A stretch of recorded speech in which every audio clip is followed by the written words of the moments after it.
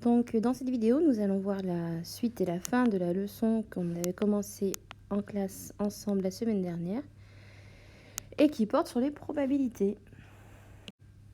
Alors, au verso de votre feuille, donc vous avez cette partie où on vous dit calculer une probabilité.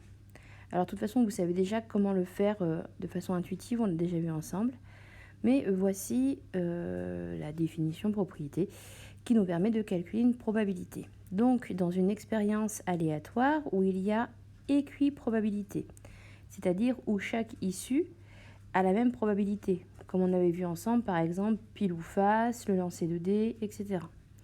Et donc, dans ce cadre-là, la probabilité d'un événement A est donnée par la formule suivante. Donc, P entre parenthèses A, je vous rappelle que ça se lit P de A et que cela signifie la probabilité de l'événement A. C'est une façon courte de noter toute cette phrase, donc c'est quand même bien utile. Donc P de A, la probabilité de A, c'est égal au nombre d'issues favorables à A divisé par le nombre total d'issues. Alors quand on dit nombre d'issues favorables à A, ça veut dire le nombre de résultats d'issues qui permettent à l'événement A d'avoir lieu. Et donc, si on prend l'exemple que je vous propose ici, lorsqu'on lance un dé cubique équilibré, les issues qui réalisent l'événement obtenir un nombre strictement supérieur à 4 sont 5 et 6.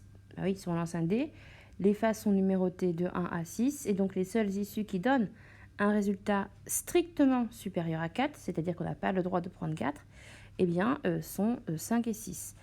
Il y a donc deux issues équiprobables qui réalisent cet événement. Sa probabilité vaut donc 2 sur 6. Et oui, on a deux issues, c'est ça, deux issues, c'est le nombre d'issues favorables à l'événement, divisé par 6, le nombre total d'issues lorsqu'on lance un dé. Et donc 2 sur 6, si on simplifie, ça fait un tiers, une chance sur 3. Alors maintenant, on va voir qu'il y a un lien entre fréquence et probabilité. Je vous rappelle que la fréquence, quand on a fait des statistiques, on a vu ce que c'était. Hein. C'était l'effectif divisé par l'effectif total. Et donc, ça ressemble beaucoup à nombre d'issues favorables divisé par nombre total d'issues. En fait, les statistiques, les expériences qu'on fait dans la réalité, c'est quelque chose de pratique. Et la formule de la probabilité, c'est quelque chose de théorique. C'est un résultat théorique. Ça veut dire qu'on va s'en approcher sans jamais pour autant forcément l'atteindre. On peut l'atteindre, mais pas forcément. Et donc, quel est ce lien entre les fréquences et les probabilités? Donc, c'est ce qu'on appelle la loi des grands nombres. Si on répète un grand nombre de fois une expérience aléatoire, la fréquence d'un événement est proche de la probabilité de cet événement. Exemple, Camille a lancé 1000 fois une pièce. Elle a obtenu 512 fois pile. La fréquence de l'événement on obtient pile est de 0,512 par rapport à cette expérience. Cette fréquence est proche de 0,5. 0,5, c'est la probabilité de cet événement. En théorie, on a une chance sur 2 d'obtenir pile, c'est-à-dire 0,5. Et on voit que si on fait le lancer, enfin 1000 lancers, eh bien on se rapproche de ce 0,5. Alors, nous allons voir maintenant une simulation faite sur ordinateur pour illustrer mieux ceci. Donc, sur cette page, sur cet écran, qui est en fait une application réalisée par un professeur de mathématiques sur GeoGebra, on va illustrer cette loi des grands nombres. Donc, vous voyez ici sont représentées les 6 faces d'un dé. Ici, on a le nombre de lancers simultanés. Vous allez avoir un compteur sur lequel va apparaître le nombre de lancers. Et on va voir la fréquence de chaque dé, c'est-à-dire combien de fois on obtient 1, combien de fois on obtient 2, combien de fois on obtient 3, etc. Et là, je vais vous afficher la probabilité théorique. Alors, on met cette probabilité. Hein. Bah oui, chaque face a une probabilité de 1 sixième. Allez, c'est parti. Donc, pour un lancer à la fois, voilà, les petits bâtons de couleur là représentent le nombre de fois. Enfin, c'est la fréquence en fait, c'est pas le nombre de fois, mais c'est la fréquence d'obtention de chaque face. Donc vous voyez, hein, ça bouge, c'est normal, on est à peu près 300 lancers, ça avance très vite. Donc vous voyez qu'au début c'était assez loin et que maintenant on se rapproche quand même pas mal de 1 sixième, même si pour 5 et 6 on est encore pas mal au-dessous. Alors je vous remonte dès le départ ce que ça donne, on va recommencer.